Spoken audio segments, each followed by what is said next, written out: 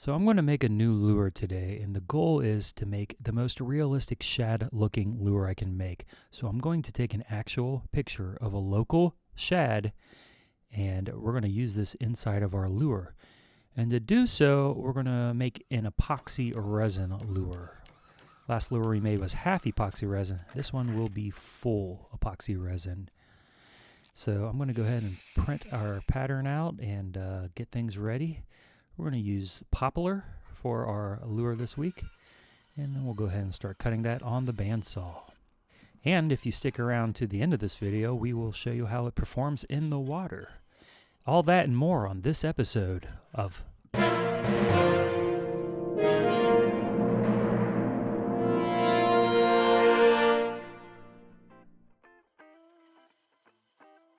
So this lure that I'm making today, you're going to notice it's going to evolve over the course of this episode because I have an idea and then I change my mind and I go down a different route, and you'll see all that.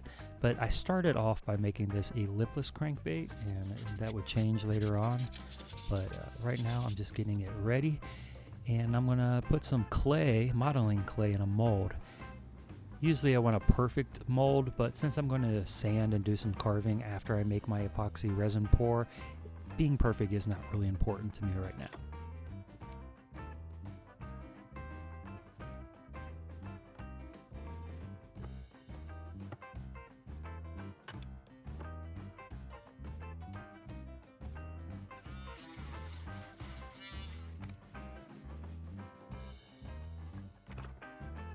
So I'm going to install a little screw so I can pull the wood carving out of the mold easier. And to also help with that process, I'll use a brush to put on some mold release agent. This is the epoxy resin I'm going to use. I'm going to use a 1-to-1 ratio, and I like to use a scale so I can get those perfect weights on both halves.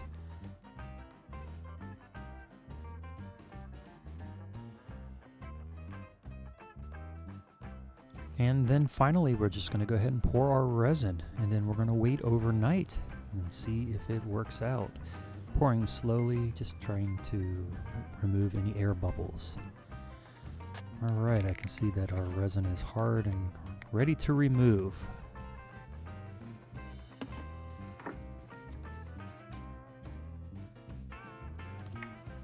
So I'm impressed with the shape, and I think we can try giving this a carve. But before we do that, we'll take it to the belt sander and smooth out the sides. In the comments below, please let me know what kind of lure you want me to make. We're always looking for new ideas. And subscribe if you want to see how those new ideas come to fruition.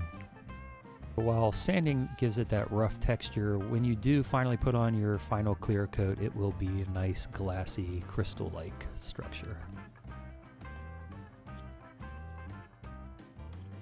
I was kind of surprised by how easy it was to carve. It was quite enjoyable.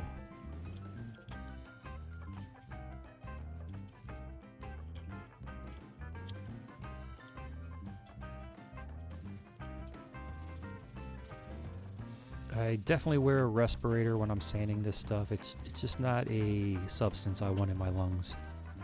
So already at this point I decided to put a bill on there. Next, I'm going to use stainless steel locking wire to create our tie-on eyes, our hook holders, and other hardware.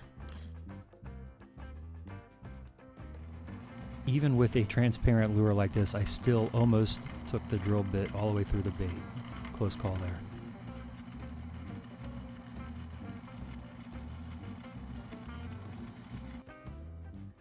Now I'm going to use a little 5-minute epoxy to install the bill, the lip, the tie-on eyes, and the hook holders.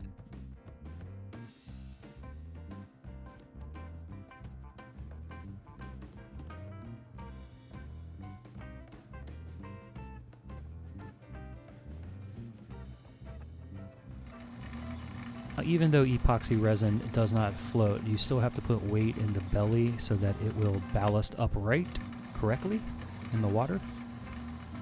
So I use a 1/4-inch Forstner bit to make those holes, and then we'll drop some lead in there.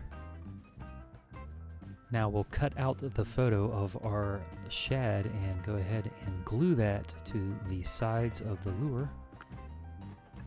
And I'll install a shaker so that the lure will have a little bit of sound while it's going through the water.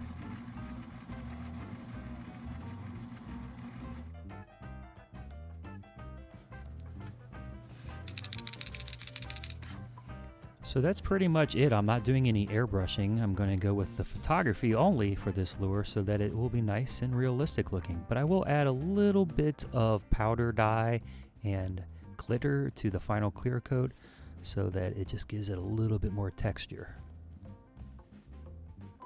And then we'll put this on the rotisserie overnight and then do some final touch-ups the next day.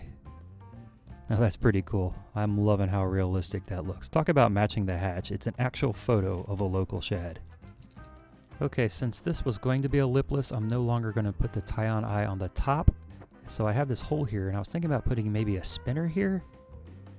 But I changed my mind after that because I think it's going to mess up the action by putting a spinner up there.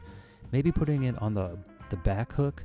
And also when it's on the rotisserie, I was afraid of the thing getting stuck into the clear coat.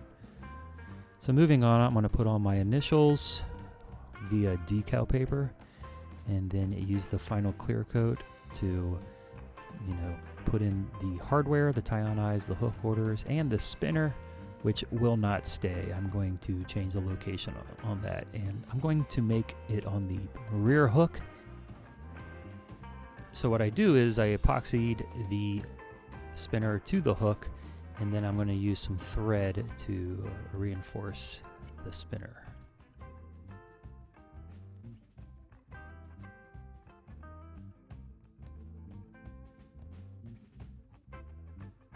I'm actually kind of impressed with the final product. I think it looks great, and with that semi-transparent body, almost looks like you can see the fish's insides.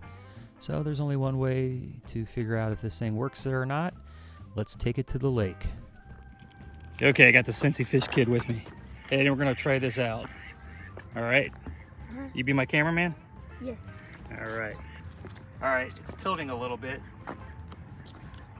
Okay. It needs more weight in the belly. That little spinner is cool, but I think the spinner is throwing off the action. Did I finally make a dud?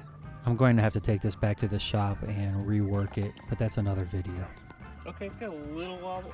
There's something about it. It's not.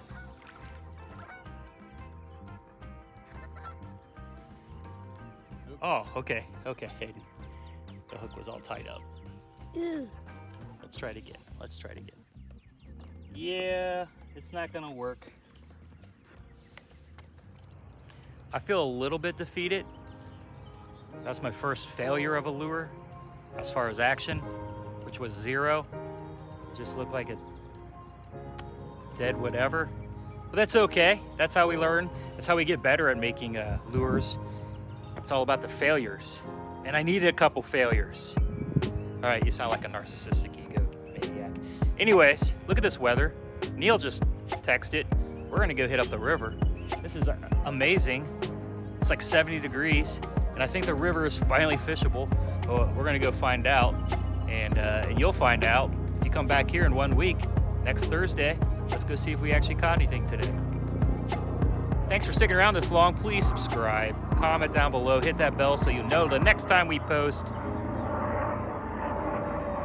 We're on Facebook, Instagram, Fishbrain, TikTok, YouTube. Check us out at all those places. We'll be back, guys. Thanks for sticking around. Hey, click on one of these videos.